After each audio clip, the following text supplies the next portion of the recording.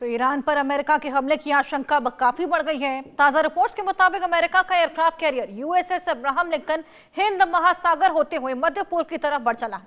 अब ये ईरान के काफी करीब पहुंच गया है। वहीं डोनाल्ड ट्रंप ने कहा कि विशालकाय जहाजों का बेड़ा ईरान की तरफ बढ़ रहा है और उनका मतलब USS Abraham Lincoln carrier strike group था। ये एयरक्राफ्ट कैरियर अपने आप में एक विनाशक बेड़ा है जिसके साथ कई विध्वंसक जहाज, सप्लाई, जितने भी जहाज हैं वो भी चल रहे हैं। ये बेड़ा मिडिल ईस्ट की तरफ तेजी से बढ़ रहा है। हालांकि अब ट्रंप ने यह भी कहा कि हो सकता है हमें कैरियर स्ट्राइक ग्रुप का इस्तेमाल ना करना पड़े, लेकिन अमेरिका के पास बहुत सारे जहाज ईरान की तरफ अब बढ़ रहे हैं और ये एहतियात के तौर पर बढ़ रहे हैं। लेकिन एक्सपर्ट्स का मानना है कि अमेरिका ईरान पर हमला कर सकता है और इसके कई संकेत भी दिख रहे हैं। ईरान ने डोनाल्ड ट्रंप को चेतावनी दे दी है कि वो तेहरान पर किसी भी हमले को हमले की तरह ही देखेंगे, मतलब कि एक ऑल आउट युद्ध मानेंगे।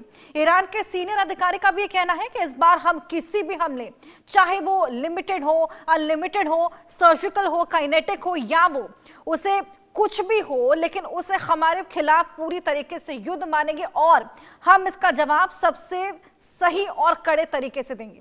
अब एक तरफ ईरान पर अमेरिका पूरी तरीके से हमला करने के मूड में नजर आ रहा है, वहीं ईरान भी पीछे हटने को तैयार नहीं है। तो क्या एक और जंग शुरू होने जा रही है? अपने मेहमानों के साथ इसको लेकर हम बातचीत करेंगे, लेकिन जिस तरीके से लगातार हमने देखा ये विध्वंस बढ़ता जा रहा है, रिटेलिएशन भी अब इसको लेकर देखना पड़ेगा कि किस तरीके से बढ़ता है। बातचीत इसको लेकर करेंगे। हमारे साथ हमारे दो खास मेहमान colonel retired TP Tyagi ji, रक्षा विशेषज्ञ हैं, जुड़ेंगे, और आचार्य राकेश चतुर्वेदी जो कि हिंदू धर्म गुरु हैं, वो अब जुड़ चले हैं। आचार्य जी स्वागत है आपका। टीपी त्यागी जी आपका स्वागत है। आचार्य जी सबसे पहले मैं आपके पास आऊंगी। जिस तरीके से हमने देखा कि ट्रंप शुरुआत से ही बेहद अनप्रेडिक्टेबल रहे हैं और पहले तो नोबेल पीस पुरस्कार उनको चाहिए था, तो तमाम जंगों को वो रुकवाते नजर आए थे, लेकिन अचानक से उनका मूड बदल चला है। अब इन्वेजन कर रहे हैं, जगह जगह हम देख रहे हैं कि युद्ध की शुरुआत के लिए अब तमाम युद्धपोत भेज चले हैं। सादर वंदन आपको और साथ ही साथ इस मंच पर मेरे जो वरिष्ठ हैं और देश के प्रति जो उन्होंने अपना जीवन त्याग किया है, त्यागी जी को भी मेरा वंदन है, प्रणाम है। देखिए हर्षा जी, दो चीजें जो जब हम एक हिंदू धर्मगुरु या ज्योतिष आचार्य के रूप में जब हम बोलते हैं तो उसके पीछे बहुत सारे तथ्य होते हैं और ग्रहीय दृष्टिकोण होता है। आप ही के मंच से हमने कहा था कि इस वर्ष 5 मुख्य भविष्यवाणियों में कि विशेष रूप से कहीं न कहीं बड़ा जन आक्रोश आंदोलन, जन आंदोलन इत्यादि देखा जा सकता है और साथ ही साथ जो है देश अपने प्रभाव वृद्धि को लेकर के अपनी ताकत को, झूठी ताकत को, झूठी शान को, मैं अब यहां ताकत भी नहीं बोलता हूं, मैं झूठी ताकत, झूठी शान को दिखाने के लिए अन्य देशों पर जो है अपनी ताकत आजमाते हुए नजर आएंगे। और ट्रंप साहब के लिए और अमेरिका के लिए मैं आपको बता दूं कि अभी तो बहुत अच्छे ग्रहीय दृष्टिकोण है, अभी तो ग्रहीय स्थितियां बहुत अच्छी हैं, लेकिन अगर देखा जाए फरवरी के बाद जो है 23 फरवरी से लेकर के जो है जुलाई तक की स्थितियां जो है बड़ी नाजुक बनी हुई रहेंगी। और ऐसी अवस्था में अभी विश्व में अमेरिका अभी बार बार धमकी तो दे रहा है, लेकिन आने वाले समय में ही बस फरवरी मध्य तक का प्रतीक्षा करिए, फरवरी अंत होते होते आप देखिएगा कि एक एक करके इसके इस अड़ियल रवैये और जो है विशेष करके विध्वंसकारी सोच और अन्य देशों पर जो है अपने जो है कब्जा करने की, जबरन अपनी शक्ति थोपने की जो सोच है, उसके विरोध में आवाजें उठनी शुरू हो जाएंगी। और मुझे लगता है कि यहां अगर ईरान पर जो है अमेरिका जो है अटैक करता है तो, क्योंकि आप देखिए कि मंगल राहु की युति फरवरी लास्ट से होने वाली है और अरबियन कंट्रीज की यानी गल्फ कंट्रीज का मुख्य जो कारक तत्व है वह राहु है। मंगल के साथ जब युति बनेगी तो मुझे लगता है कि फरवरी अंत तक किसी न किसी प्रकार से अरबियन देश के साथ, गल्फ देश के साथ युद्ध इत्यादि की स्थिति बनती हुई दिखाई दे रही है। बिल्कुल आचार्य राकेश जी, ग्रह दृष्टिकोण क्या कुछ बनते हैं और ये कितनी बड़ी जंग होती है, इसको लेकर भी बातचीत करेंगे, लेकिन टीपी त्यागी जी से पहले मैं आपके पास आना चाहूंगी। क्या लगता है कि जिस तरीके से नौसैनिक बेड़ा आगे बढ़ रहा है और ये युद्ध अभ्यास के लिए नहीं जा रहा है आगे, ये ट्रंप ने साफ कह दिया है, कहीं ना कहीं ट्रिगर पर हमारा हाथ है, उंगलियां हमारी ट्रिगर पर है, ईरान का कहना है। क्या लगता है ये जंग छिड़ जाएगी, ये एक नई जंग देखने को मिलेगी? देखिए, रेस्पेक्टेड ज्योतिषाचार्य जी ने रेस्पेक्टेड ज्योतिषाचार्य जी ने जो कहा है, वो हो जाए तो अच्छा है। क्योंकि उन्होंने ये कहा कि आने वाले समय में आप देखेंगे कि अमेरिका के ये जो मर्क्यूरियल लीडर है, राष्ट्रपति डोनाल्ड ट्रंप, इनके खिलाफ अब न केवल इनके दुश्मन हैं, बल्कि जो इनके साथी थे वो भी इनके दुश्मन हो गए हैं। और उसके बाद एक बिल्कुल। इंडक्शन इफेक्ट होता है, हम्म। यानी कि जो बचे कुचे न्यूट्रल लाइन पर थे वो भी अब उनकी दुश्मनी की तरफ चले जाएंगे, क्योंकि उन्होंने पिछले कुछ समय में अपना कंडक्ट ऐसा रखा है। वेनेजुला की इंसिडेंट के बाद पहले ही दुनिया में खुचर पथर होने लगी थी।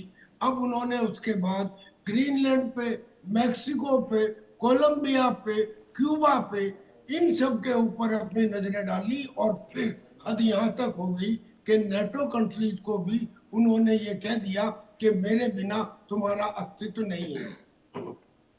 अब ईरान के मामले में जो देखिए, जहां पे अब्राहम लिंकन था, वहां से gulf of straight of Hormuz की दूरी करीब 6000 किलोमीटर है, और वो जहाज करीब 50 किलोमीटर पर आवर के हिसाब से चलता है।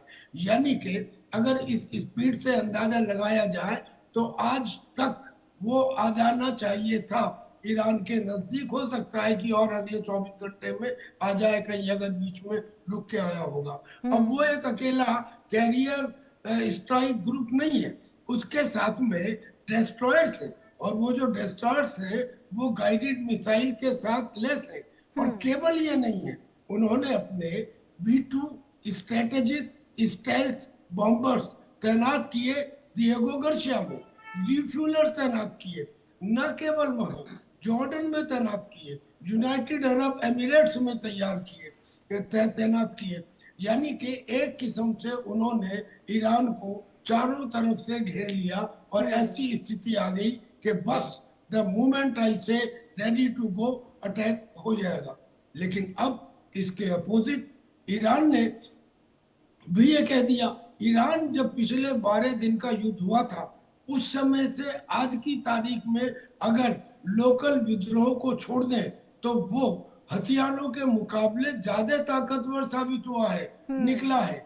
इस दौरान चाइना की तरफ से उसको बहुत हजारों हजारों सेंट्रीफ्यूज दिए गए हैं, बिल्कुल। उसको प्लेनेटरी मिक्सर दिए गए हैं, जिससे वो सॉलिड फ्यूल बनाने में और यूरेनियम को एनरिच करने में ज्यादा कैपेबल हो गया बिल्कुल है। टीपी उसने त्यागी जी, कहा, अब ये दबाव की रणनीति इसको कहा जा सकता है या वाकई जंग की आहट है, इसको लेकर भी बातचीत करेंगे। लेकिन आचार्य राकेश जी, मैं आपसे समझना चाहूंगी कि ये वही ट्रंप है जो कुछ समय पहले तक हमने देखा कि जंगों को रुकवा रहे थे, जगह जगह हमने देखा कि डायलॉग की स्थिति उत्पन्न करते थे, बात करते थे, चाहे वो रूस यूक्रेन की बात ही क्यों ना हो। लेकिन अचानक से ऐसा कौन सा ग्रह बदला है, ऐसा कौन सा फेरबदल हुआ कि अचानक ट्रंप इन्वेजन करने लगे हैं? देखिए हर्षा जी, ये ग्रहों की स्थिति समझने के बहुत सारे इसी समय उदाहरण हैं हर्षा जी, हमारे भारतवर्ष की धरा पर भी और बाहर विदेशों की धरा पर भी। इसको इस तरीके से समझिए, देखिए कि दिसंबर में जो है विशेष रूप से गुरु जो है वक्री होकर के और फिर से मिथुन राशि में आ गए हैं, और जो है मार्च में पुनः एक बार फिर से वह जाएंगे कर्क में उच्च राशि में। लेकिन उस बीच भी बहुत बड़े ग्रही परिवर्तन हुए, जैसे कि सूर्य का मकर राशि में प्रवेश करना, और साथ ही साथ अब जो गोचर होगा मंगल का फरवरी में, वहां जाकर के मंगल राहु की युति और उसके बाद शनि मंगल की युति का निर्माण होना। आप ही के मंच पे हर्षा जी हमने बोला था और बड़ी भविष्यवाणी दिया था कि देश या विदेश की धरा पर बड़ा जन आक्रोश आंदोलन, उसका एक जो है सूक्ष्म जो है असर जो है आप भारतवर्ष की धरा पर ही देख रही हैं, प्रयागराज की धरा पर ही देख रहे हैं। दूसरा जो जन आक्रोश आंदोलन है वो पहले से ही जो है दिसंबर के बाद से ही ईरान में देखने को मिल रहा है, और इसका बड़ा प्रारूप जो है आप हर्षा जी बहुत जल्द देखिएगा। ज्योतिष के इस गणना के माध्यम से मैं इसकी प्रामाणिकता देता हूं कि बहुत जल्द ही अमेरिका की धरा पर ही उनके ही लोग जो है ट्रंप के ही लोग ट्रंप के इस बड़बोलेपन के विरोध में आ जाएंगे, और उनके खिलाफ ही वहां पर जो है चीजें दिखाई देंगी। और बिल्कुल, उनकी खिलाफत संसद में तो देखिए हमने अभी देख से ही लिया हमने है। देखी, जिस तरीके से लोग सड़कों पर उतरे थे, लोग खुश नहीं हैं, खासा नाखुश हैं, इसके हम कई तस्वीरें पहले भी देख चुके हैं। टीपी त्यागी जी, बड़ा दिलचस्प हो जाता है ग्रहों के दृष्टिकोण से इस पूरी चीजों को समझना। लेकिन बात अगर हम अभी रियलिटी चेक लेने की कोशिश करें, जिस तरीके से ये पूरा बेड़ा आगे बढ़ रहा है, और मैंने दबाव की भी बात करी, तो क्या ये महज दबाव हो सकता है, एक तरीके से ओवर पावर करने की कोशिश, डराने की कोशिश? हमेशा देशों में शुरू में दबाव ही होता है, और वो दबाव में कहीं ना कहीं कोई गलती हो जाती है, चिंगारी लगती है, वो युद्ध में बदल जाता है। युद्ध करना तो हाथ में होता है, लेकिन रोकना हाथ में नहीं होता, इसलिए उसके ज्यादा रेमिफिकेशन हो जाते हैं। आपने सवाल ये पूछा था कि आखिर ट्रम्प आज तक शांति की बात करते करते युद्ध छेड़ने पर क्यों आ गए। दरअसल में उन्होंने खुद एक लेटर लिखा नॉर्वे को, और नॉर्वे को लिखा कि तुमने मुझे नोबेल पीस प्राइज नहीं दिया, लिहाजा अब मैं शांति की परवाह नहीं करता, अब शांति मेरे लिए प्रायोरिटी नहीं रही है। लेकिन तो ये तो कारण है, because he behaving like a FIFA का नोबेल चाइल्ड। पीस तो मिल ही गया था उनको। अरे वो नोबेल पीस जो मिला था, वो नॉर्वे ने उसके लिए भी मना कर दिया। उन्होंने कहा कि जो नोबेल पीस प्राइज है वो ट्रांसफर नहीं किया जा सकता। तो खैर, ये तो बात हुई, लेकिन आपने कहा कि अब क्या लगता है कि क्या ये होकर रहेगा। हाँ जी, मुझे लगता है ये होकर रहेगा। कारण ये है कि अगर अमेरिका के विरुद्ध कोई और दूसरा देश होता, तो या नॉन मुस्लिम देश होता, तो शायद रास्ता निकल सकता था। लेकिन ईरान की एक सभ्यता है, एक संस्कृति है, वो अपने शौर्य के लिए जाने जाते हैं, और अमेरिका की कोई संस्कृति नहीं है। तो ईरान ने जब ये धमकी दी है कि अगर अमेरिका ने कुछ भी किया तो फिर हम उसका वो जवाब देंगे, हम उसका सर्वनाश कर देंगे। ताकत जो है वो तलवार से ज्यादा शब्दों में होती है, और वो शब्दों की ताकत अरगाची ने भी, उनके खोमेनी ने भी, उनके आईआरजीसी के हेड ने भी, उन सब ने दिखाई है, और ये कहा है कि हम बिल्कुल लड़ने के लिए तैयार है और बिफिटिंग जवाब देंगे। अब मैं जो आपको बात बता रहा था, आपने नोट उसमें 2 सेंटेंस मुझे नहीं कहने दिए, अब कहता हूं मैं उन्हें। इस दौरान ईरान को चाइना से प्लेनेटरी मिक्सचर मिले हैं जो सॉलिड फ्यूल बनाने के काम आते हैं, सेंट्रीफ्यूज मिले हैं जो यूरेनियम को एनरिच करने के काम आते हैं। और आपके दर्शकों को बता दूं कि ये जरूरी नहीं है कि जो उसके पास 400 केजी 60% एनरिच यूरेनियम है, उसको 90% करेंगे तभी एटम बम बनाएंगे। आप 70% पे 80% एनरिच करके भी एटम बम बना सकते हैं। फर्क सिर्फ इतना है कि वो एटम बम कम ईल्ड का होगा, कम इफेक्टिव होगा, और उसकी एक्यूरेसी बहुत कम होगी, और वो ज्यादा भारी होगा। तो जब पिछले हफ्ते में अचानक 80-90 भूकंप के झटके वहां पर छोटे छोटे रिश्टर स्केल पर 3.2 4.2 आए ईरान के अंदर, इसका मतलब क्या हुआ कि उसने एटॉमिक बम बना लिए हैं, टेस्ट कर रहा और है उसी की छोटे टेस्टिंग बड़े थी, बिल्कुल एटॉमिक सही बम। कहा आपने, और जैसे यही हलचल वहां पर देखी गई थी। अरमाडा क्या है, इसको लेकर भी मैं आपसे जानकारी लूंगी, लेकिन उससे पहले आचार्य राकेश जी, मैं आपके पास आऊंगी। जिस तरीके से ये पूरा तनाव बढ़ता जा रहा है, जंगी हालात, जिस तरीके से टीपी त्यागी जी ने भी बोला कि जंग छिड़कर ही रहेगी, इसको लेकर आपका क्या प्रेडिक्शन? बिल्कुल हर्षा जी, उससे इस जवाब को मैं दूं उससे पहले मैं आदरणीय टीपी त्यागी जी के शब्दों को ही आगे बढ़ाता हूं ज्योतिषीय तरीके से, ज्योतिषीय एंगल से। और आपके पिछले प्रश्न को अभी पूरक जवाब इसमें मिल जाएगा, क्योंकि उसमें हमने थोड़ा सा विषय को और खींचा था। देखिए, ग्रहीय स्थितियां ऐसी हैं, मैंने आपको पहले भी बोला और आपके मंच से यह खुले में बोला है, जब गुरु अतिचारी रहता है तो सत्ता का अहंकार होता है, शक्तियों का अहंकार देता है, और गुरु परिवर्तन कराता है, नव निर्माण कराता है, नए राजा को धर्म के प्रति जो और उदार हो उसको राज सिंहासन पर बैठाता है। तो ऐसी अवस्था में यह जो गर्ही स्थितियां बन रही हैं वह निसंदेह जो है एक बड़े युद्ध की तरफ दिखा कर रही है। लेकिन यह युद्ध विश्व युद्ध नहीं होगा, लेकिन यह विश्व युद्ध से भी कम नहीं होगा। आपको बता दें, अगर ट्रंप जो है या अमेरिका जो है ईरान पर किसी भी तरीके का खुला हमला करता है तो ईरान अकेला नहीं रहेगा। दृश्य अदृश्य शक्तियां यानी देश, जैसा कि आदरणीय त्यागी जी ने कहा कि उसको बल देने के लिए और अमेरिका के अभिमान को तोड़ने के लिए, उस घमंड को, क्योंकि अमेरिका के इस अभिमान को या ट्रंप के इस अहंकार से कोई ईरान या कोई इकलौता देश नहीं है परेशान, पूरा विश्व परेशान है। चाहे वह यूरोपियन कॉन्टिनेंट हो, चाहे वह एशिया हो, हर कोई परेशान है। तो ऐसी अवस्था में, गुरु की अतिचारी अवस्था में जरूर स्थितियां युद्ध की बन रही हैं और फरवरी लास्ट के बाद यह प्रबल स्थितियां जन्म ले रही हैं और निसंदेह रही स्थिति ट्रंप के अभिमान का जो है चूर चूर उसको करेगी जरूर। बिल्कुल। टीपी त्यागी जी, मैं आपके पास आऊंगी।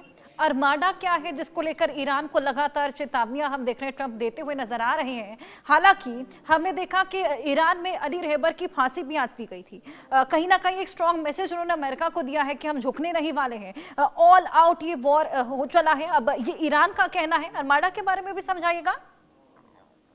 देखिए, ईरान के खोमेनी ने ये कहा था कि जो भी प्रोटेस्ट कर रहा है वो एनिमी ऑफ गॉड है, यानी कि खुदा का दुश्मन है। और उनके रूल की धारा 186 में ये लिखा है कि जो खुदा का दुश्मन है उसकी सजा या तो सजाए मौत है और या उसका दाहिना हाथ और बायां पैर काटना है, ये उनकी सजाएं है। अब ये सजाएं उन्होंने जानकारी के मुताबिक करीब 837 लोगों को दे दी थी। उनके चीफ प्रोसिक्यूटर ने ये भी कह दिया था कि जल्दी से जल्दी आप चार्ज फ्रेम करो, ट्रायल करो और दंड दो, यानी कि बगैर उनको कोई वकील किए हुए उनको फांसी की सजा दे दी गई। लेकिन वो रोक दी गई है। अब वो रोक दी गई है, वो ट्रंप के कहने से रोकी है या किसके कहने से रोकी है, वो फिलहाल रोकी है, स्थगित है। ऐसा नहीं है कि खत्म कर दी गई है।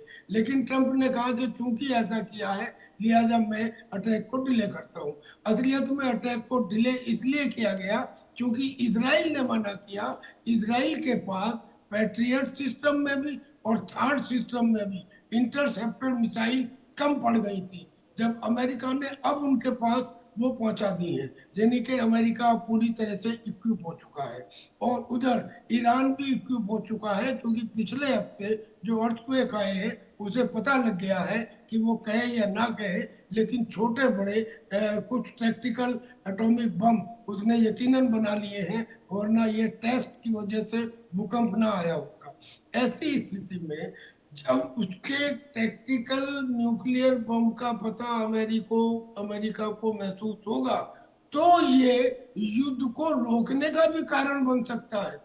क्योंकि अगर आप अमेरिका से कहेंगे आप डायरेक्ट अटैक करो, चाइना पे नहीं करेगा, रशिया पे नहीं करेगा, नॉर्थ कोरिया पे नहीं करेगा, यानी कि जो न्यूक्लियर पावर्स हैं उनके ऊपर बड़ी कंट्री सुपर पावर अटैक करने से घबराती है। और चाइना तो वैसे या न अमेरिका तो वैसे भी छोटे देशों पर ही अटैक करता है, बड़े देशों पर नहीं करता। लिहाजा उसका जो एम था वो एम अगर पूरा हो जाता है, यानी कि लोगों को फांसी ना लगे और अब ईरान न्यूक्लियर बम ना बनाए, अगर बना चुका है तो फिर एम कहाँ रह गया? अब वो एम खत्म हो गया। और जब खत्म हो गया तो फिर वो सर्वनाश से बचने के लिए अगर उसको अच्छी अकल आ जाती है तो हो सकता है कि ये युद्ध रुक जाए। क्योंकि आफ्टर ऑल कॉमन सेंस सब में होती है और वो कॉमन सेंस डोनाल्ड ट्रंप में भी होगी। वो ये महसूस कर रहा होगा कि आज 200 कंट्रीज जो इस ग्लोब में हैं वो 200 की 200 कंट्रीज कहे या ना कहे उसके खिलाफ। नाटो ने भी साफ कह दिया जी, नाटो भी उसके खिलाफ है। ये जो ग्रीनलैंड वाला इशू है ये चल रहा है, उधर कनाडा ने भी कह दिया है वो भी उसके खिलाफ है। और जो बाकी और कंट्रीज है वो तो खिलाफ बिल्कुल टीपी त्यागी जी, यानी कि ये कहना गलत नहीं होगा कि कहीं ना कहीं ट्रंप ने अपने लिए खुद ही खड्डा खोदा है और इसकी चपेट में पूरा अमेरिका आ चला है। जी एक बात कहना चाहता हूँ। जी जी। अब इसका रास्ता मैं इनसे भी पूछूंगा, जोशी जी बताए इसका रास्ता हिंदुस्तान निकाल सकता है। अब आप कहेंगे वो कैसे? वो ऐसे कि जब ये स्थिति हो गई कि सारी दुनिया इसके खिलाफ है, इन चीजों के खिलाफ, तो हमारे एक थे डॉक्टर रामास्वामी मुरलियार। 1945 में जब यूनाइटेड नेशंस का गठन हुआ तो उन्होंने चर्चिल से कह के, रूजवेल्ट से कह के, स्टालिन से कह के ये कहा कि तुम वीटो पावर खत्म करो, क्योंकि सारे झगड़ों का जड़ वीटो पावर है। कोई भी अच्छा काम हो रहा हो, कोई ना कोई देश वीटो लगा देता है। उन्होंने कहा जी खत्म नहीं करेंगे। बोले अच्छा, तो उसमें क्लॉज डलवा दी, 109 है वो क्लॉज, जिसमें ये कहा गया कि 10 साल के बाद ये जो वीटो पावर है इसकी सिंपल मेजोरिटी से समीक्षा की जा सकती है।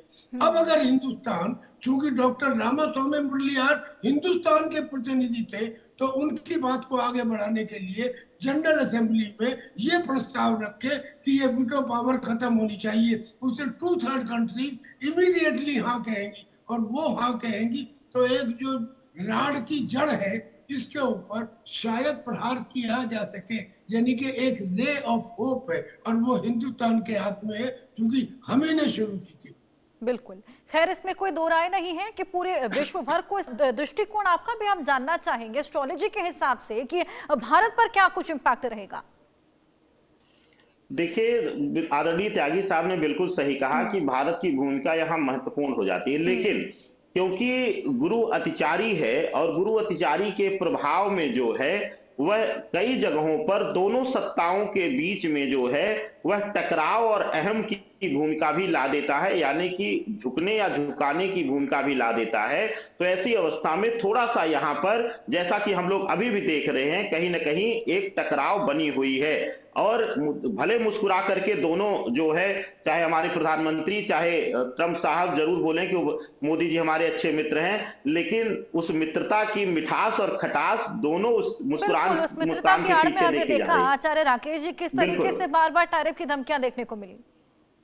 बिल्कुल अर्चा जी, तो वो देखने को आ रही है। निसंदेह भारत का प्रभाव बढ़ेगा, और जैसे ही गुरु जो है उच्च राशि में आएगा मार्च मध्य के बाद से, भारत का प्रभाव न सिर्फ अमेरिका के लिए बल्कि वैश्विक स्तर पर, खास करके एशिया और यूरोपियन कॉन्टिनेंट को साधने में भी भारत की महत्वपूर्ण भूमिका आने वाली है। और खास करके यहां मैं एक शब्द और बोलता हूं, भले हिंदुस्तान में जो है हिंदू मुसलमान हो, लेकिन अरबियन कंट्रीज को और मुस्लिम कंट्रीज को जो साधने का काम करेगा वह एक ही राष्ट्र है, और या उनको रोकने का काम अगर कोई कर सकता है, उनको सकारात्मक दिशा देने का काम कर सकता है, तो वो एक ही राष्ट्र है, गुरु प्रधान राष्ट्र हमारा हिंदुस्तान। इसके अन्यत्र किसी में ताकत नहीं है जो उनको रोक सके या उनको साध सके, उनको एक साथ कर सके। बिल्कुल, ये बेहद बड़ी बात आपने यहाँ पर कही। टीपी त्यागी जी, मैं आपसे ईरान का स्टैंड जानना चाहूंगी। ऑल आउट जा चले हैं और पूरी तरीके से तैयार हैं, ट्रिगर पर हमारी उंगलियां हैं, उनका कहना है कहीं ना कहीं। और फांसी भी हमने देखा कि वहां पर देखने को मिली, जैसे ही फास्ट ट्रैक वहां पर अदालत का डिसीजन लिया गया था उसके बाद से ही। क्या लगता है कि ईरान किस तरीके से रिटेलिएट करता हुआ नजर आएगा? देखिए, ईरान ने पिछले कुछ समय में, एक तो पहले ही उसकी जो लॉन्ग रेंज बैलिस्टिक मिसाइल थी, उन्होंने उस 12 दिन के जून 2025 के युद्ध में इतना भारी नुकसान इजराइल को पहुंचाया था कि लोग कहने लगे थे कि इजराइल गाजा बन गया है। खैर, लेकिन उसके बाद उसने जो मिसाइल बनाई है, तो पहले तो उसकी वो लॉन्ग रेंज मिसाइल का रेंज बढ़ गया, उसमें वार हेड की किस्म बढ़ गई, उसकी लीथलिटी बढ़ गई, और उसने उनके अंदर ऐसा बदलाव किया कि उनका प्रिसीशन भी बढ़ गया। अब यहाँ तक भी ठीक था। इसके बाद उसने एक ऐसी मिसाइल का टेस्ट किया जिसका रेंज है 10,000 किलोमीटर। अब ये जो 10,000 किलोमीटर रेंज वाली बिल्कुल, इन मिसाइलों की टेस्टिंग से कहीं ना कहीं टीपी त्यागी जी साफ है कि पूरी प्रिपेयर्डनेस यहाँ पर पेंटागन हेडक्वार्टर तक है जी। तो अब अलास्का और पेंटागन का मतलब क्या हुआ कि अमेरिका तक इसकी पहुंच है। बिल्कुल, वाकई बेहद हाई रेंज यहाँ पर है। और देखिए, कहीं ना कहीं हमने दोनों ही दृष्टिकोण से समझने की कोशिश की, चाहे वो एस्ट्रोलॉजिकली हो या फिर फैक्चुअली हो, कि ये हालात किस तरीके से उत्पन्न होंगे और कहाँ तक जा सकते हैं। क्या वो